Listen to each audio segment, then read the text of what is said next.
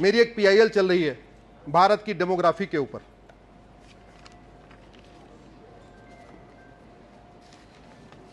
मैंने पहले ही कहा था, हम केवल ऐसे विषयों पीआईएल करते हैं जो नेहरू जी के द्वारा बनाए गए कानूनों के दुष्परिणाम के कारण हुआ। 1947 में मजहब के आधार पर विभाजन हुआ। जब मुझे 2015-16 में पता चला कि 9 राज्यों में हिंदू खत्म हो गए, तो मैं बेचैन हो गया कि क्या करूं, इसको बताऊं कैसे सबको जा कि हिंदू खत्म हो गए, हिंदू खत्म। क्योंकि ये तो सोने वाले लोग हैं, जल्दी जागते ही नहीं। जाग भी गए तो जाति का इतना अहंकार है, मैं ब्राह्मण, मैं क्षत्रिय, मैं यादव, मैं पटेल, मैं जाट, मैं गुजर, मैं पवार, मैं मराठा, मैं फलाने, मैं ढिकाने, इतना अहंकार है, इनको जगाएं कैसे।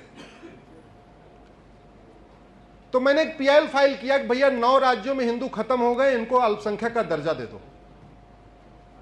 मैंने कहा ये दूसरा तरीका है जगाने का। ये गर्व की बात नहीं है, ये शर्म की बात है। लेकिन हमने क्या किया, मैं पहले इंजीनियर था, मैं मारुति कंपनी में था पहले, तो जापानियों के साथ में काम करता था।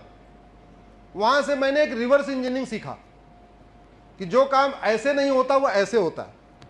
ऐसा मैंने वहां टेक्निक सीखी थी, जिसको कहते हैं रिवर्स इंजीनियरिंग।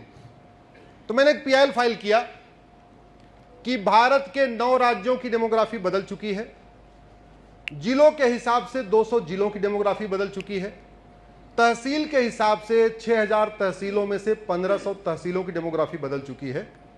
इसलिए कृपया अल्पसंख्यक को परिभाषित करिए, अल्पसंख्यक को डिफाइन करिए और राज्यवार अल्पसंख्यक बहुसंख्यक की पहचान करिए, और इन 9 राज्यों में जहां हिंदू खत्म हो गए हैं इनको भी अल्पसंख्यक का दर्जा दे दिया। हिंदुस्तान में हिंदुओं का अल्पसंख्यक का दर्जा।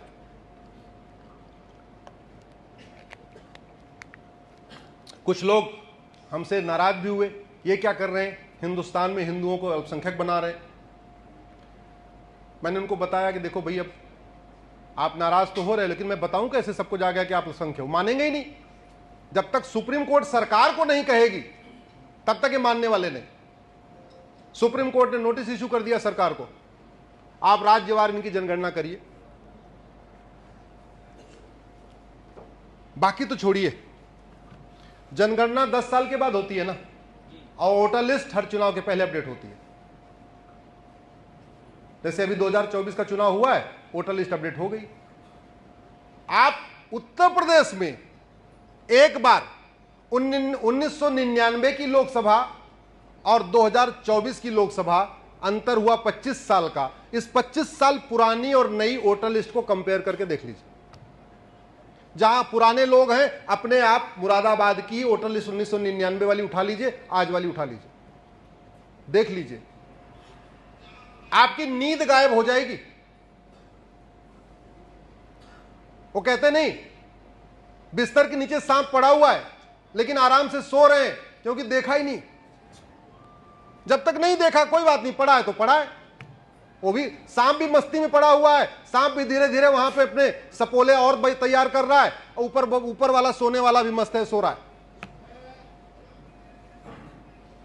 हमारी बेचैनी का कारण यह है, जिस सोफे पे आप बैठे हुए हैं आप नीचे नहीं झांक रहे हैं, इसलिए आराम से बैठे हुए हैं। मैं नीचे झांक के देख रहा हूं, अब मुझे सांप दिखाई दे रहा है।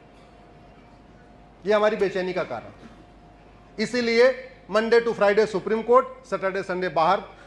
2024 में एक रविवार को मैं अपने घर में था, वो पिछला रविवार, क्योंकि शनिवार को दशहरा था और अगले दिन रविवार था, तो हमने इस बार कोई कार्यक्रम रखा नहीं था।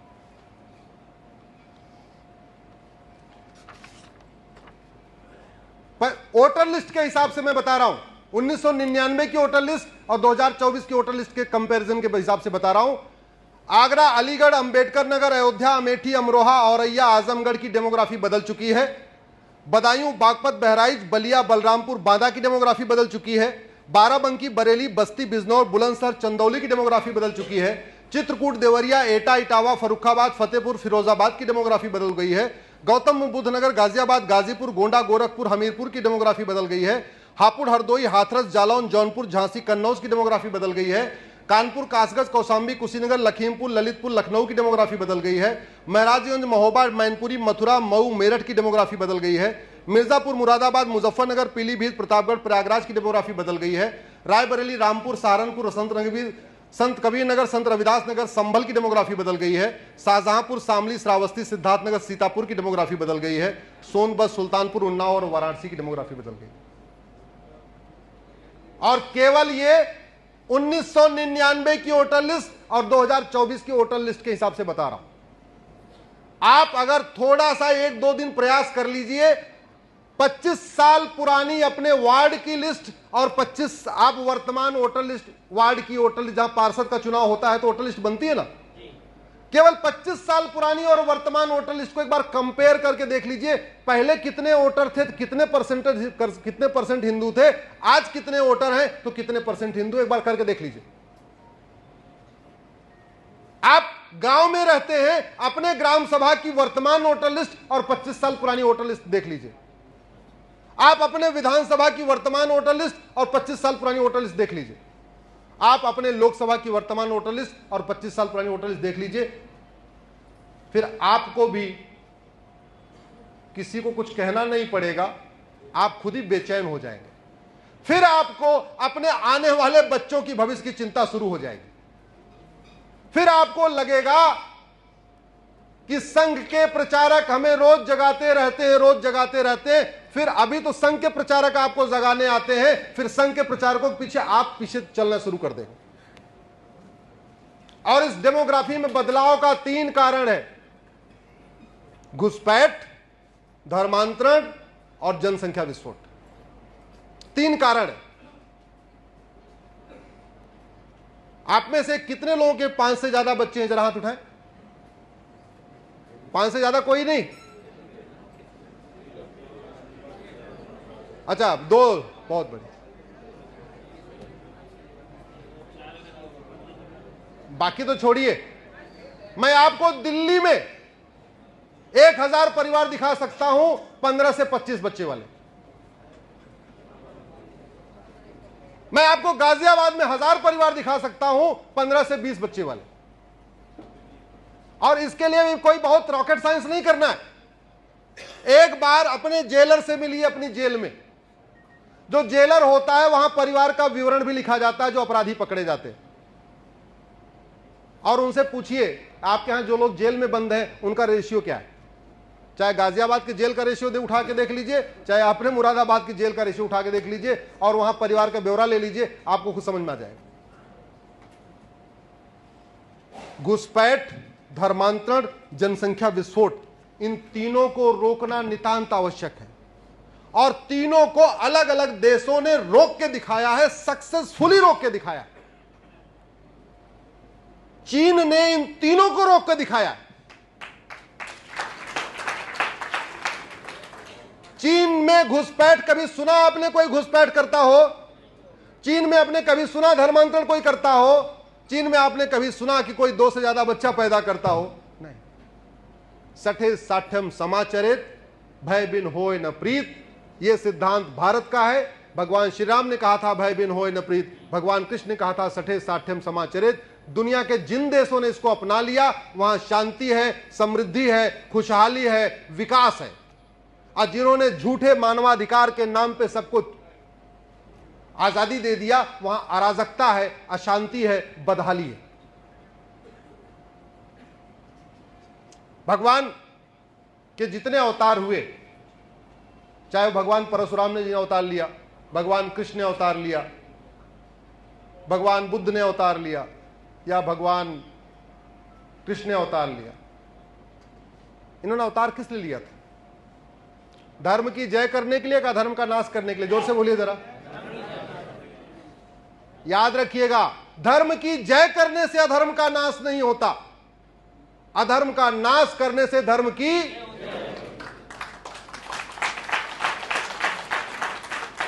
अधर्म का नाश करने से प्राणियों में, अधर्म का नाश करने से ही देश का कल्याण होता है। धर्म की जय करने के लिए तो है।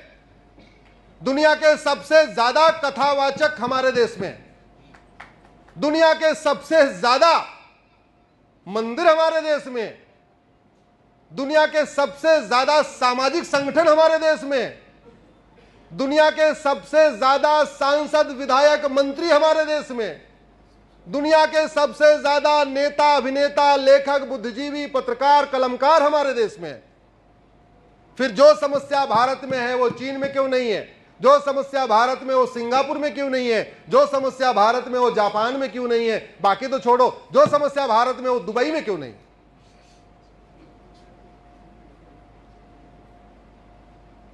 धर्म की जय करने से अधर्म का नाश नहीं होता, अधर्म का नाश करने से।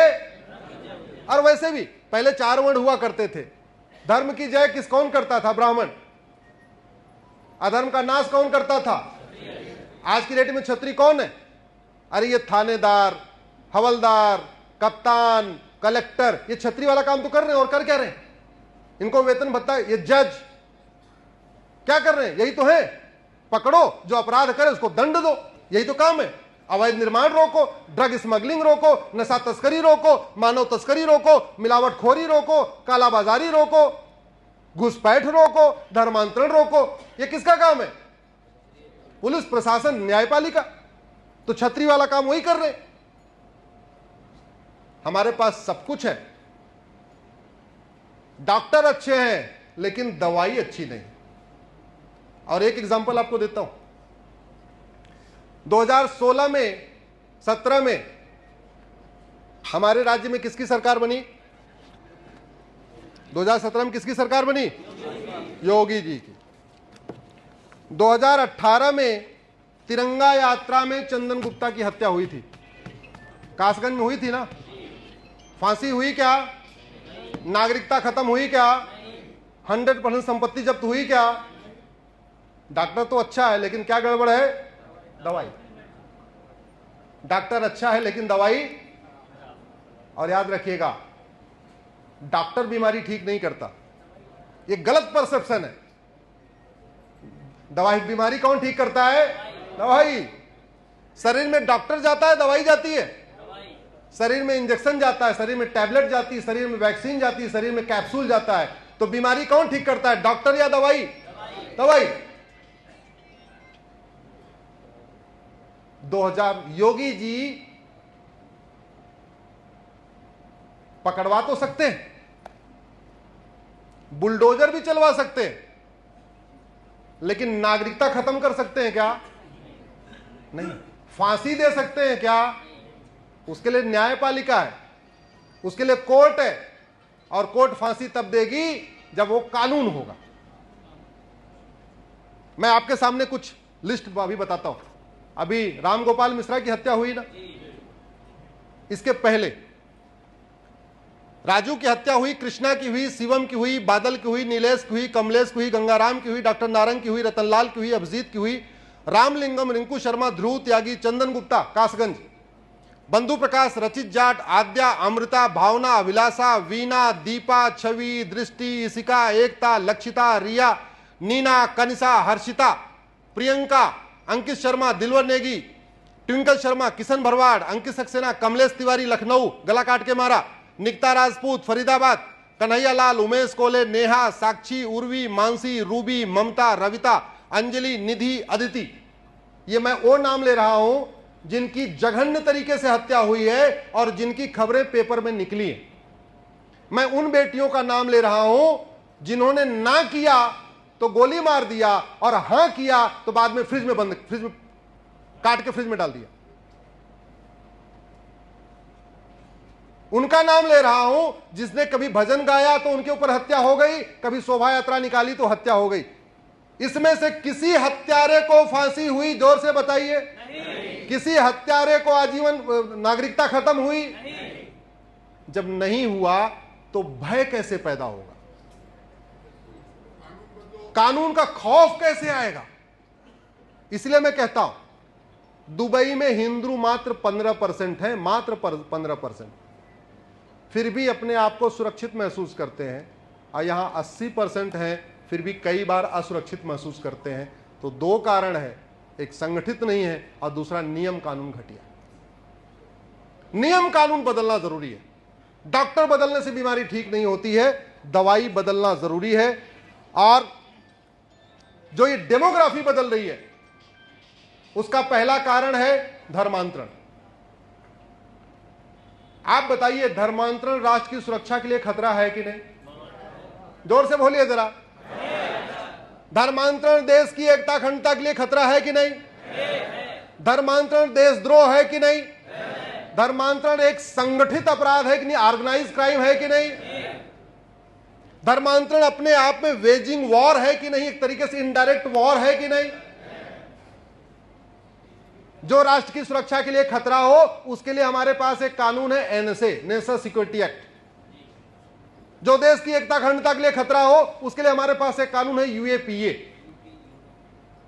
अगर कोई वेजिंग वॉर कर रहा है, भारत की डेमोग्राफी बदलने की कोशिश कर रहा है, वो वेजिंग वॉर है, उसके लिए हमारे पास सेक्शन है वेजिंग वॉर, जिसमें आजीवन कारावास, फांसी की सजा होती है।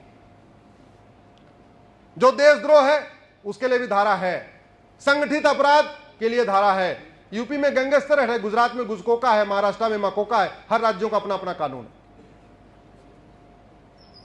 मैं आज आपके इस पवित्र भूमि से कहता हूं, जिस दिन हमने धर्मांतरण कराने वाले मिशनरियों, जिहादियों और उनके मददगारों के खिलाफ 5 धारा लगाना शुरू कर दिया, एनएसए, यूएपीए, वेजिंग वॉर, देशद्रोह और गैंगस्टर एक्ट, मैं गारंटी के साथ कहता हूं पूरी तरीके से धर्मांतरण खत्म हो जाएगा, बंद हो जाएगा, 100% बंद हो जाएगा। धर्मांतरण को रोकने के लिए आपको फंडिंग रोकना पड़ेगा, क्योंकि धर्मांतरण आज की डेट में सबसे ज्यादा प्रॉफिटेबल जॉब हो गया। और पूरे रिसर्च के बाद बता रहा हूं, मेरी पीआईएल चल रही सुप्रीम कोर्ट में धर्मांतरण को रोकने के लिए। धर्मांतरण कैसे हो रहा? आदमी ड्राइवर की नौकरी करेगा, कितना कमाएगा महीने में? 15,000 20,000।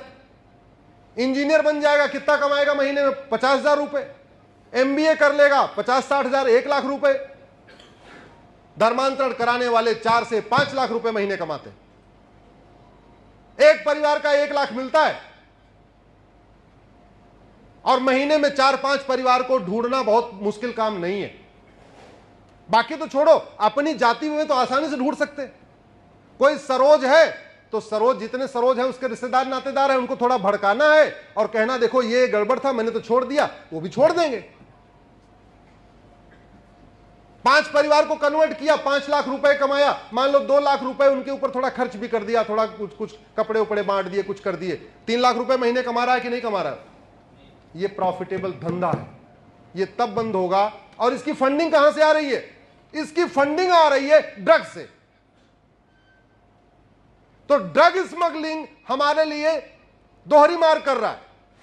पहला, हमारी यंग जनरेशन नशेड़ी हो रही है। दूसरा, उस ड्रग स्मगलिंग के जरिए जो हमारा पैसा जा रहा है, उसी हमारे पैसे से हमारे गरीब हिंदुओं का कन्वर्जन हो रहा है। आज की डेट में कोई इंजीनियरिंग कॉलेज, कोई मेडिकल कॉलेज, कोई लॉ कॉलेज, ऐसा कौन सा कॉलेज नहीं है जहां ड्रग नहीं बिक रही है, जहां गांजा, चरस, अफीम, कोकीन नहीं बिक रही? हर जगह बिक रही है। सवाल यह है, भारत में क्यों बिक रही है? सिंगापुर में क्यों नहीं बिकती? एक बार गूगल करिएगा, सिंगापुर 900 ग्राम गांजा फांसी, ये 4 शब्द डालिएगा गूगल पे। एक व्यक्ति के पास सिंगापुर में